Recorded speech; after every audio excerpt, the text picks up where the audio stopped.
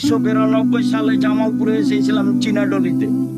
হাত তুলে দুয়ার বাহাসে দেখলাম বেশ বড় বড় মাওলানা। আমি জামালপুরের প্রায় স্বভাবই ভালোবাসি। ইতিপূর্বে যত বাহাসে বসেছি সব জায়গায় গন্ডগোল, শুধুমাত্র জামালপুর চিনাডলির সেই বাহাসে কোনো গন্ডগোল ছিল না। যারা উপস্থিত ছিলেন সবাই পায়জামা পাঞ্জাবি পরেছিলেন, সবার মাথায় টুপি ছিল, দেখতে আমাকে খুব ভালো লাগছিল। যদিও তারা আলোচনায় পরাজয় বরণ করেছিলেন। আমি বলেছিলাম নামাজের পরে হাত তুলে দোয়া করতে হবে। আল্লাহ রাসূল সাহাবী সহ করেছেন, ইমাম বলেছেন দোয়া, মুক্তাদিরা সাহাবীরা আমিন আমিন বলেছেন। এরকম একটা হাদিস পেশ করতে হবে, তখন অন্যান্য হাদিস পেশ করে। আমি বলছি এদিকে যেতে আমি চাচ্ছি না। আল্লাহু আকবার বলে সালাত শুরু করি। আর রহমান বলে তো বুকে হাত বাঁধি না, আর রাজ্জাক বলে তো বুকে হাত বাঁধি না। কি বলি? আল্লাহু আকবার। অতএব রাসূলের পদ্ধতিতেই দোয়া হতে হবে। সন্ধ্যাবেলায় পরাজয় বরণ করলেও শেষ পর্যন্ত কোনো হইচই ছিল না। সেদিন থেকেই জামালপুরের লোকের উপরে আমার একটা ভালো ধারণা কাজ করে। কাজে যেসব নিয়ম নীতি রাসূলের বিরোধী আছে সেগুলো ছেড়ে দেওয়ার চেষ্টা করবেন। কয়দিন পরে 7 দিনে দিন বাচ্চার আঁকিকা দিতে হবে। 14 দিনে আঁকিকা দেওয়া যায় না, 21 দিনে আঁকিকা দেওয়া যায় না, 7 দিনের আঁকিকা দেওয়া যায় না। 7 দিনের পূর্বে বাচ্চা মারা গেলে আঁকিকা দিতে হবে না। আঁকিকার সাথে কুরবানির কোনো সম্পর্ক নেই। কুরবানি হচ্ছে নেকির কাজ, আঁকিকা হচ্ছে বাপের জিম্মেদারি। কুরবানি হচ্ছে নেকির কাজ, আঁকিকা হচ্ছে বাপের জিম্মেদারি।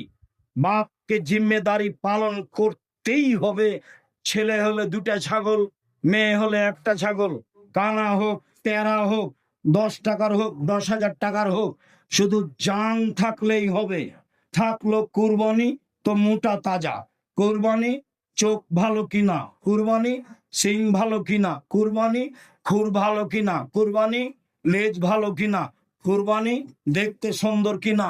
কুরবানি নেকির জন্য ফকির মিসকিনকে দিতে হবে। আকিকার গোস্ত ফকির মিসকিনকে দিতে বাধ্য নয়, আত্মীয় স্বজনকে দিতে বাধ্য নয়। আকিকার গোস্ত আপনার নিজস্ব গোস্ত, আপনি খাবেন কি দিবেন সেটা আপনার ব্যাপার। সম্মানিত দিনী ভাই বোন, 7ম দিনে আকিকা। কোনো এক সময় খাতনা দিতে হবে, বাপের জিম্মেদারি। মুসলমানের বৈশিষ্ট্য 5টি।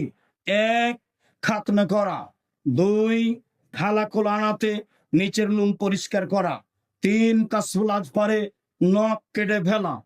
নখ কাটতেই হবে, ছেলে হোক মেয়ে হোক। যদি নখ বড় থাকে তাহলে মেয়ে আদর্শ শিখতে পারেনি, পিতা অযোগ্য দায়িত্ব পালন করতে পারে না। সম্মানিত দিনী ভাই বোন, আপনাকে খাতনা দিতে হবে। ছেলের বাধ্য, ছেলে এখন হাঁটতে পারে, পায়জামা পরাতে হবে, হাফ প্যান্ট নয়। মেয়ে এখন হাঁটতে পারে, পায়জামা পরাতে হবে, জাঙ্ঘিয়ে নয়। দিন যায় রাত্রি যায়, 5-7 বছর হয়েছে, বাচ্চা এখন পড়তে যেতে পারে। তাহলে মেয়ে বাচ্চা হলে মাথায় একটা স্কার্ফ দিয়ে বাচ্চাকে স্কুল পাঠাতে হবে। যে স্কুলে বলা হয় না ওমা তোমার আকাশ, ওমা তোমার বাতাস, সম্ভবপর সে স্কুলে পাঠাতে হবে। দিন যায় রাত্রি যায়, বাচ্চার বয়স হয়েছে 7 বছর, তাকে সালাতের জন্য বলতে হবে। দিন যায় রাত্রি যায়, বয়স হয়েছে 15 বছর, তাকে সালাতের জন্য বাধ্য করতেই হবে যে কোনো মূল্যে। রাসূল সাল্লাল্লাহু আলাইহি ওয়াসাল্লাম বলেন, মান ওয়ালাদাল্লাহু ওয়ালাদুন ফালিহসান ইসমাহু। তার যদি ছেলে মেয়ে জন্ম নেয়, 1 সুন্দর নাম রাখতে হবে, 2 আদাবাহু সুন্দর শিষ্টাচার শিখাতে হবে, 3 বড় হলে বিবাহ দিতে হবে, 4 বড় হয়ে যায় যদি বিবাহ না দেয়, এই ছেলে মেয়ে যদি কোনো পাপ করে সেই ছেলে মেয়ে তার পিতা পাপ সে পিতার হবে। সম্মানিত দিনী ভাই বোন, আমরা আলোচনার একটা পর্যায়ে এসে শেষের দিকে চলে আসলাম।